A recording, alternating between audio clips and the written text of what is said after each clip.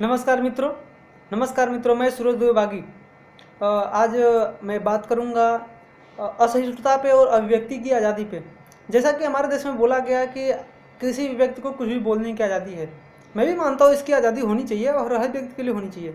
लेकिन जहाँ तक अभिव्यक्ति का आज़ादी का सवाल है, वो सिर्फ देश हित में ही होना चाहिए। देश के विरोध में जाएगा तो फिर हम तो भाई उसका विरोध करेंगे ही, और उसकी आज़ादी छीनने के लिए प्रयास करेंगे आपकी। तो मैंने अभिव्यक्ति की आज़ादी पे एक कविता लिखी है और वो अपने देश के चरित्र पे लिखी है। उसमें एक छंद मैंने, और 4 छंद का है, एक छंद मैंने डाला है अभिव्यक्ति की आज़ादी और असहिष्णुता पे। तो मैं देश का चरित्र उसमें बताने की कोशिश करता हूँ कि भारत सहिष्णु है, यहाँ शक्ति की भक्ति की आज़ादी है। हर व्यक्ति के लिए यहाँ अभिव्यक्ति की आज़ादी है। कोई कैसे भी बोल रहा वक्तव्य बिना सोचे समझे, अधिकार मांगने लगा दुष्ट कर्तव्य बिना सोचे समझे। भारत हो आया असहिष्णु, भारत हो आया असहिष्णु, यह बात सरासर झूठा है। सच तो है सारी दुनिया में यह भारत देश अनूठा है। सच तो है सारी दुनिया में यह भारत देश से अनूठा है। मैं अपनी इस भारत माँ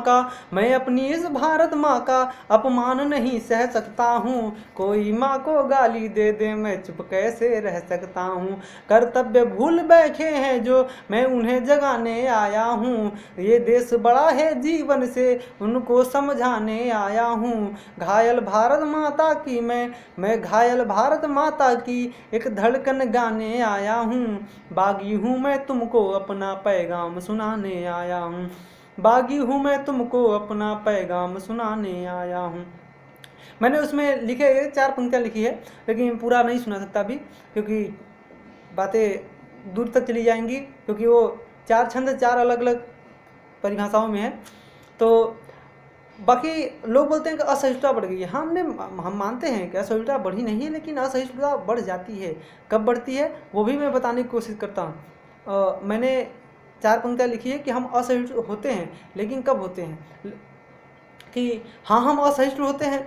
हम असहिष्णु होते हैं भारत की बर्बादी पर। हम असहिष्णु होते हैं भारत की बर्बादी पर। असहिष्णु होते हम इस अभिव्यक्ति की आज़ादी पर। असहिष्णु होते जब कोई राष्ट्रगान ठुकराता है। असहिष्णु होते जब कोई पाक का ध्वज फहराता है। असहिष्णु हम तब होते जब संयम तोड़ा जाता है, आतंकी का किसी धर्म से रिश्ता जोड़ा जाता है, कोई शीश काटता है, हम मौन खड़े सह जाते हैं, पर दिखे तिरंगा जलता तो हम असहिष्णु हो जाते हैं।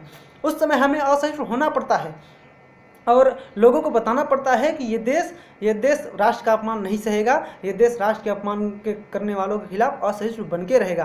तो जहाँ तक देश की बात है और जहाँ तक देश को गाली देने की बात है, उसके लिए मैंने जब कन्हैया कुमार और उमर खालिद जैसे लोगों ने भारत तेरे टुकड़े होंगे जब लगाए थे, तो मैंने 4 पंक्तियाँ कही थी। वो मैं आज फिर दोहराता हूँ कि उमर खालिद हो, मैंने यहाँ पे सिर्फ नाम लिया है, नाम किसी का भी हो सकता है। जो भी देश के खिलाफ आवाज़ उठाएगा, नारेबाजी करेगा, उसका भी नाम हो सकता है कि उमर खालिद हो या हो कन्हैया या कोई भी हो। उमर खालिद हो या हो कन्हैया या कोई भी हो, करे जो देश के टुकड़े भुजाएं छाँट ली जाती। जो रहकर देश में देते हैं अपने देश को गाली, नपुंसक नीति है वरना जुबानें काट ली जाती। ये नियम नीति ऐसी बनानी चाहिए कि देश के विरोध में बातें करने वालों की जुबानें काट ली जाए। और बाकी मैं अब एक मुक्तक आपको सुना के बंद होता हूँ, और एक मुक्तक आपको सुनाता जाते जाते। और मेरी कामना यही है कि हर व्यक्ति सिर्फ और सिर्फ हिंदुस्तान को जिए। मैं 4 पंक्तियाँ पढ़ता हूँ कि दिल में ढेरों आशाएं हों आँखों में तूफान रहे। दिल में ढेरों आशाएं हों आँखों में तूफान रहे। चलो समंदर के ऊपर और नीचे ये आसमान रहे। किसी जाति के किसी धर्म के चाहे जिस पार्टी में हो, लेकिन सबके दिल में जिंदा हरदम हिंदुस्तान रहे। ये हिंदुस्तान सबके दिल में धड़कना चाहिए, ये हिंदुस्तान सबके दिल में रहना चाहिए। जय हिंद, जय भारत, वंदे मातरम।